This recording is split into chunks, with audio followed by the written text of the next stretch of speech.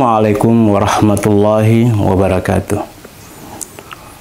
Innal hamdalillah wassalatu wassalamu ala Rasulillah wa ba'd. Pemirsa TV MUI Sulsel yang dimuliakan Allah Subhanahu wa taala. Bulan Ramadan adalah bulan yang penuh berkah, bulan yang ditunggu-tunggu oleh segenap umat Islam, di mana mereka menjadikan momentum bulan Ramadan sebagai waktu untuk memperbanyak ganjaran pahala di sisi Allah Subhanahu wa taala. Karena itu mereka kemudian menunaikan berbagai macam bentuk ibadah jauh lebih banyak dan jauh lebih berkualitas dari bulan-bulan sebelumnya. Mereka kemudian berusaha memaksimalkan setiap waktu untuk melakukan berbagai macam ibadah dengan harapan bahwa mereka kelak akan diberikan pahala yang berlipat ganda oleh Allah Subhanahu wa taala. Urusan memperbanyak amalan di bulan Ramadan perlu diimbangi dengan upaya mereka untuk menjaga agar jangan sampai amalan-amalan yang telah diraih itu kemudian tidak dapat mereka rasakan pahalanya. Hadirin yang dimuliakan Allah Subhanahu wa taala. Ada beberapa hal yang perlu diperhatikan, jangan sampai amalan-amalan tersebut kemudian lepas dan tidak dapat dinikmati pahalanya. Karena itu, seorang yang telah memperbanyak amalan-amalan di bulan Ramadan harus menjaga setidaknya 3 hal. Yang pertama adalah bagaimana kemudian keimanan itu terjaga. Sebab jika mereka lepas dari iman, kemudian meninggalkan dunia ini, maka pahala-pahala yang telah dilakukan itu akan hilang lenyap, tidak berbekas. Sebagaimana fata morgana. Di dalam Al-Quran, surah An-Nur digambarkan bahwa orang-orang yang kafir itu lepas dari keimanan, pahala yang telah dilakukan selama dalam kehidupannya hanya diperlihatkan sebagai fata morgana. Dari kejauhan dia melihat begitu banyak amalan yang telah dilakukan di dunia. Tetapi kemudian ketika didekati, hilang, tak berbekas. Kasarabin biqi'atin yahsabuhumuz zam'anu ma'a. Yang kedua, bagaimana seseorang itu di dalam kehidupannya menjaga hubungan baik dengan sesama.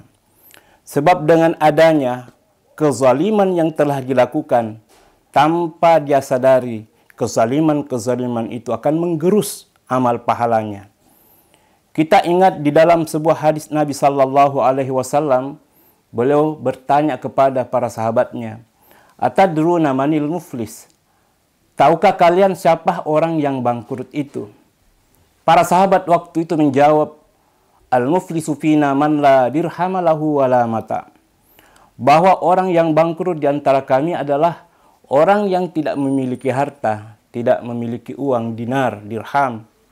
Tetapi Rasulullah sallallahu alaihi wasallam mengatakan, "Al-muflisu min ummati may ya'ti yaumal qiyamati bi salatin wa siyamin wa zakatin wa ya'ti wa qad syatama haza wa sapaka haza wa sapaka dama haza wa kazaba haza wa akala mala haza."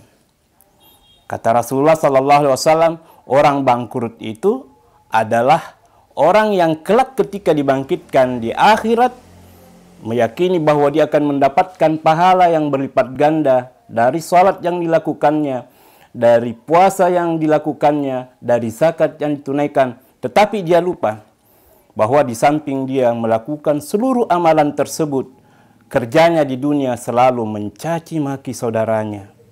Kerjanya di dunia selalu memfitnah saudaranya, mengambil harta saudaranya tidak secara hak, bahkan membunuh dan menumpahkan darah saudaranya. Kata Rasulullah SAW, ketika dihadirkan amalan-amalan tersebut, datanglah semua orang-orang yang pernah dizaliminya di dunia, meminta hak, dan kemudian seluruh amalan-amalannya yang telah dilakukan diberikan kepada orang-orang yang telah dizaliminya itu, sampai masih ada yang pernah dizalimi belum mendapatkan haknya, maka dosa-dosa orang yang tersisa itu kemudian diberikan kepada orang pertama tadi. Awalnya dia mengira akan diberikan pahala yang berlipat ganda, ternyata yang dihasilkan adalah dosa-dosa orang yang pernah dizalimi. Karena itu, pemirsa yang dimuliakan Allah Subhanahu wa taala, jaga amalan kita dengan memperhatikan jangan sampai amalan-amalan tersebut hilang, tidak berbekas karena kemusyrikan dan karena kezaliman yang dilakukan terhadap saudara-saudara kita. Jadikan momentum Ramadan ini sebagai tempat untuk kita menunaikan amalan yang berlipat ganda dan waktunya kita memperbaiki hubungan dengan sesama kita.